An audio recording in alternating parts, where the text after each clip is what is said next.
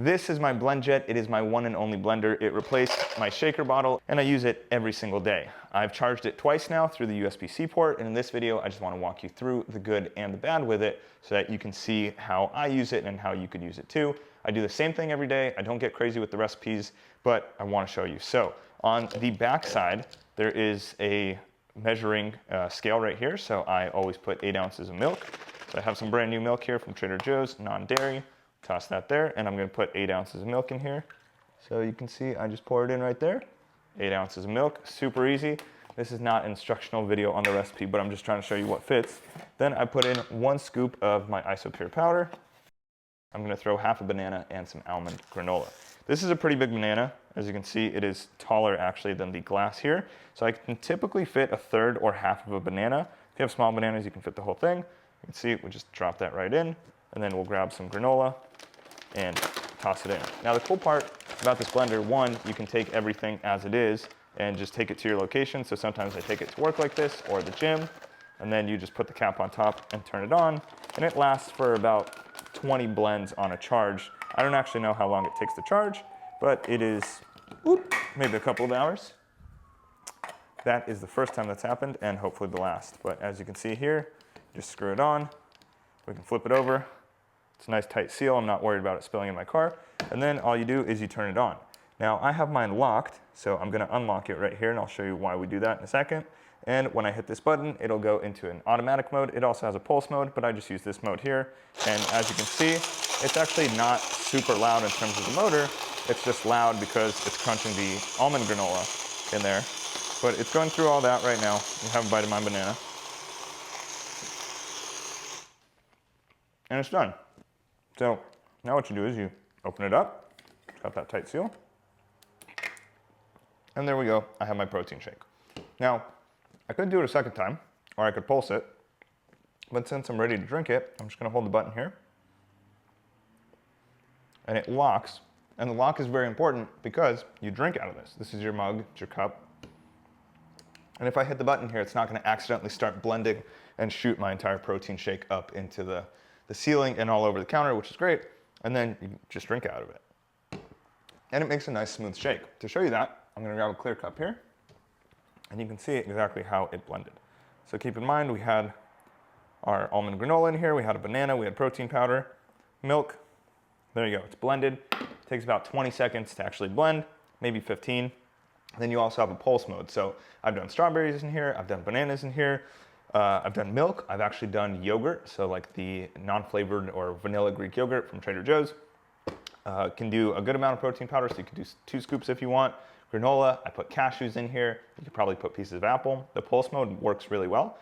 The one issue I've had is that if you fill it too much, it takes a couple of blends. So if there's not much vertical room left over, basically you have to fill and have a bit of space here. Then you do have a bit of an issue with it not blending super well, but what's nice is that the actual blade is not in the center. It's offset a little bit so that when you have your granola or your fruit, whatever, ice cubes even, crushed ice, going into the blender, they'll actually bounce around in there and get pureed or crushed or blended, smoothified, whatever term you want to use there. But I'm going to finish this and then I'll show you how I clean it, because as you can see, there's a bunch of protein and stuff on the walls, but cleaning is really easy, which is why I like it over a regular blender, and I don't put this in my dishwasher, although you could. I'll show you that right now. There's a bit of granola left in here and some chocolate powder, as you can see, and also on the lid. So I'm going to show you how I clean it. Pretty much first, all I'm going to do is rinse it out, give it a little sploosh in the sink, and then once I do that, I leave it about halfway full with water, drop a little bit of dish soap in there, and then you close it.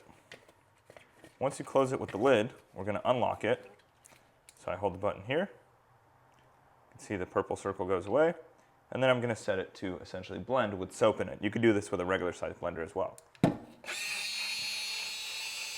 And now you can hear how quiet it is without any granola or substance in there. It's just doing water and soap.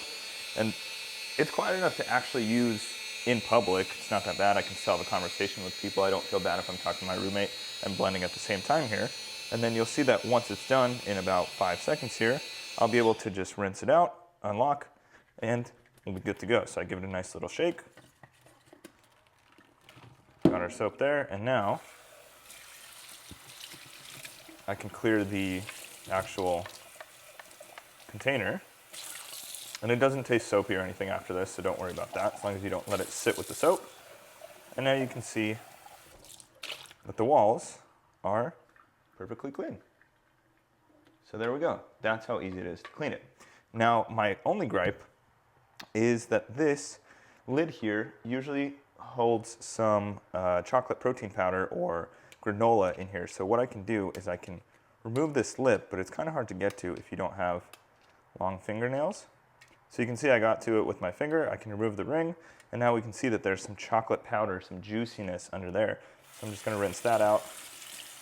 I could scrub that with soap or even just with my finger, and you can see now the chocolate is gone from there. Rinse this ring, and I'm good to go. So that is the Blendjet. It's a very useful blender. It also does have a pulse mode. And what's nice is if you really want to do a deep clean of it for any reason, you can actually remove the sidewalls from the base, and then you can wash this in a dishwasher. It is Dishwasher Safe. So that is the Blendjet. If you have any questions, leave a comment down below. It charges via USB-C, so it came with a charging cable. As I mentioned at the start of the video, I charge it maybe twice a month. I use it every single day for that exact protein shake that I showed you guys. And there is the actual blender, so you can see it's off center. So when you have a banana or something go in there, it basically goes down into the side, and then it gets chopped up from the side and turns into a good smoothie. Hope you enjoyed the video. Thanks for watching.